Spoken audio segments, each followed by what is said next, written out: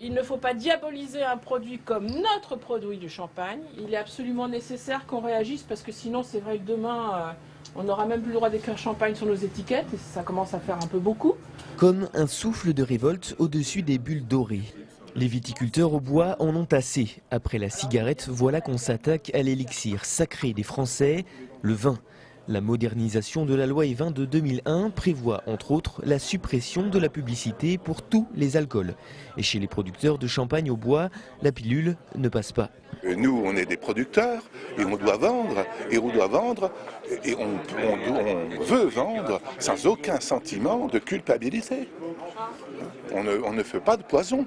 On fait même un produit festif et je crois utile à tout le monde. Utile, c'est peu dire. Pour certains, c'est même le patrimoine au bois tout entier qui est menacé. Au-delà du vin champagne, nous avons une histoire, nous avons une économie, nous avons un cadre de vie. Et si demain, effectivement, une loi un peu trop intégriste contre le vin amène cette chute d'économie, il est clair qu'on détruit un pan de notre vie. Outre la suppression de la publicité pour le vin dans les journaux comme sur Internet, la nouvelle loi E20 prévoit aussi l'interdiction de vente en station-service ainsi que la limitation des offres d'alcool gratuites, autrement dit de la dégustation. Pour montrer leur désaccord, les viticulteurs ont fait preuve d'ironie en masquant le mot champagne sur les panneaux touristiques. Ceux-ci indiqueront donc maintenant vignoble du ou village d'appellation.